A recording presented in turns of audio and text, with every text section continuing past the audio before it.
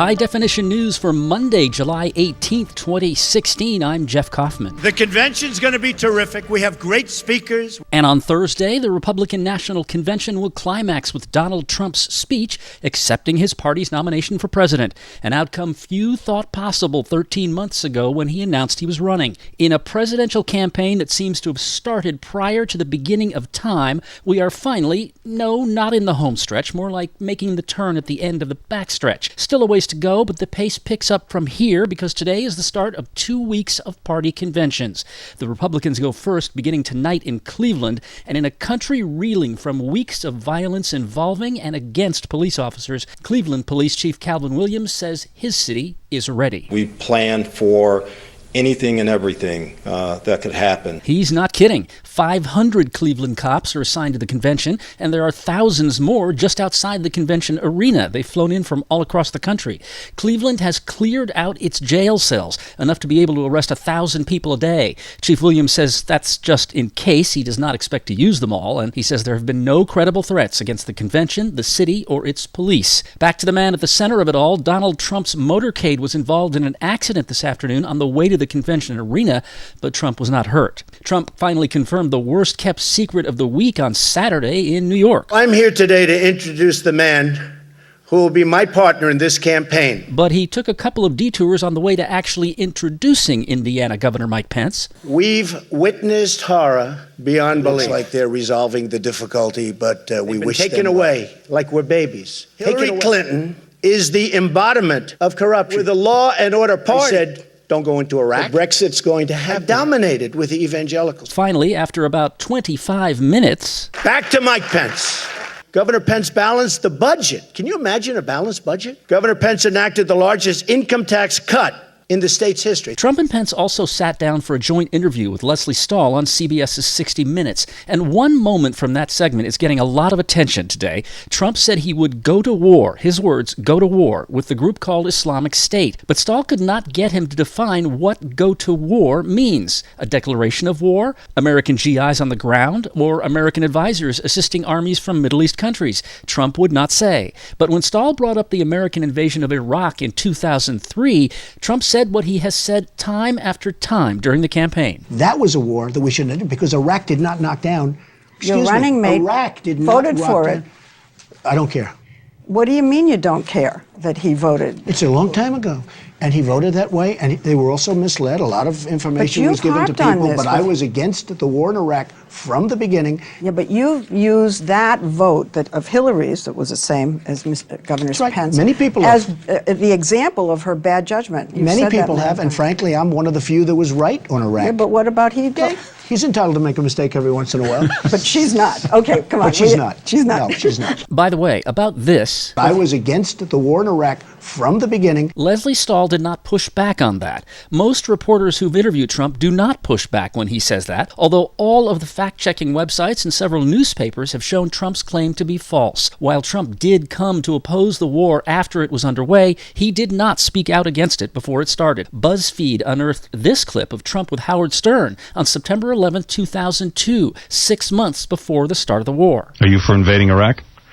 Yeah, I guess so. I wish it was.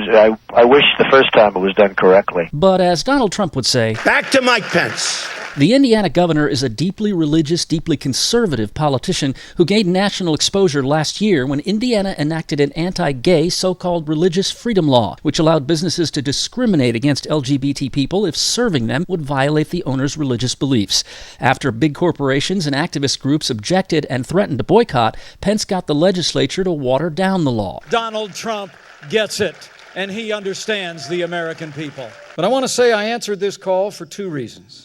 First, because I know from firsthand experience that strong Republican leadership can bring about real change, just like we've seen in the Hoosier State. And secondly, because Hillary Clinton must never become President of the United States of America. Trump's wife, Melania, will be the featured speaker tonight, but later this week, Trump's adult children will speak one at a time. The delegates will also hear from former Texas Governor Rick Perry, Wisconsin Governor Scott Walker, and New Jersey Governor Chris Christie, all of whom lost the primary to Trump and then endorsed him, and from Texas Senator Ted Cruz, who lost and has not endorsed Trump. Duck Dynasty's Willie Robertson will get some TV time, as will Congressman Sean Duffy, who represents northwestern Wisconsin, the part that backs up against Minnesota. Biggest city, Wausau. And if Congressman Duffy does not ring a bell, it's probably because you remember him as Sean in a little cable TV show from 1997. This is the true story. Whatever. Of 7 strangers Picked to live in a house. volunteer some time I need help. And have the lives taped. to find out what happened when people stop being polite. Start getting real. The real world. Boston. After the Real World Boston, Sean Duffy was a 4-term district attorney in Wisconsin. He's in his 4th term in the House of Representatives. He's married to Rachel Campos from the Real World San Francisco. High Definition News will bring you coverage of the Republican convention every morning this week at highdefinitionnews.com. That's highdefinitionnews.com. Also on High Definition News at mixcloud.com, and you can find us on Facebook on the Mornings on the Beach page. The latest now on the ambush murders of 3 police officers in Baton Rouge, Louisiana on Sunday from law enforcement officials in a news conference this afternoon. They confirmed the gunman's identity. He was Gavin Long, 29 years old, who traveled from Kansas City to Baton Rouge several days before his rampage. The head of the state patrol in Louisiana calls chilling Long's methodical, mostly on foot sojourn around a shopping area. He shot 2 Baton Rouge police officers first, killing one and leaving the other wounded. A sheriff's deputy nearby took cover behind a dumpster, but when he saw that one of the cops was still alive, he ran toward him to try to help. Long first shot the deputy to death, then put 2 more bullets in the police officer and killed him. As the killer walked back to his own car, he saw another sheriff's deputy sitting in his squad car running his plates. He shot him. That deputy is in very critical condition with head and chest wounds. The gunman was taken out a short time later as he walked to his car. The fatal shot fired by a Baton Rouge SWAT officer from more than 100 yards away. Police and sheriff's deputies with handguns were outgunned. Long had 2 assault rifles and a pistol. The state police say they found evidence in his car that he was planning to drive elsewhere and kill more cops. He left a long trail of online postings expressing anger over police shootings of African Americans, including that of Alton Sterling 2 weeks ago in Baton Rouge.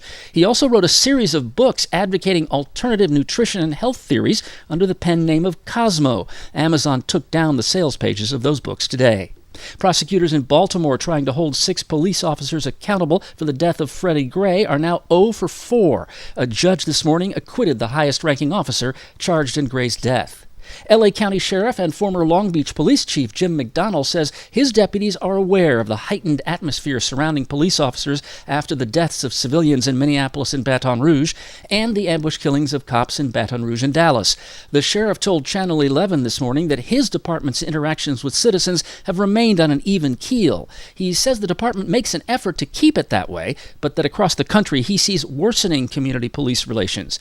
Give you one guess who he blames for that. The media shows everything that goes on. It's a 24-hour media cycle now. So when an incident happens anywhere in America, everybody across the country sees it over and over again. And then there are all those video phones. Every call that an officer or deputy rolls up on, there's somebody in their face, or many people in their face, with a camera, with an iPhone, trying to be able to document it, but also it's getting their way, which is distracting. If they're focused on a threat, in an incident on a radio call, and you've got 5 people right next to you with cameras, then you got to focus on them as well. But McDonnell admits that all of those citizen videos of police doing their jobs increases accountability. Speaking of accountability, L.A. County Sheriff's deputies do not wear body cams, but they soon will. The department tested them for 2 years, ending last year, and the deputies union is strongly in favor. Last Wednesday, the Board of Supervisors gave the sheriff 4 months to come up with rules and regulations for the deployment of body cams. A judge this morning said 6 months in jail is not enough for former L.A. County Sheriff Lee Baca and threw out the plea bargain that Baca agreed to by pleading guilty in connection with the federal investigation of corruption among deputies at the L.A. County Jail. Baca was accused of lying to federal investigators who were looking into charges that Baca's deputies tried to cover up abusive behavior at the jail. More than a dozen sheriff's personnel were eventually convicted, including Baca's number 2, Paul Tanaka. Baca will have to choose between negotiating a new plea deal, going through a trial, or accepting whatever sentence the judge imposes instead of that 6 months. Baca has been diagnosed with the early stages of Alzheimer's disease.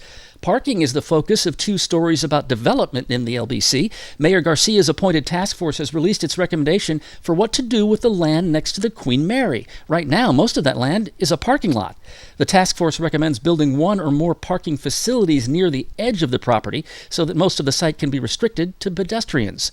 On the other hand, a new lawsuit against the city of Long Beach accuses the city government of not requiring enough parking spaces in new downtown developments. At issue are 3 large properties that the city recently sold to developers. The activist groups behind the lawsuit say the city should have required environmental impact reports and should have required developers to include a minimum number of parking spaces in any projects built on those sites. They say the parking situation in downtown Long Beach has gone from bad to worse, and new office and retail projects will take it to unbearable. The city says the review and approvals process is not over, and environmental impact reports could come later. Now you know what we know. I'm Jeff Kaufman, High Definition News.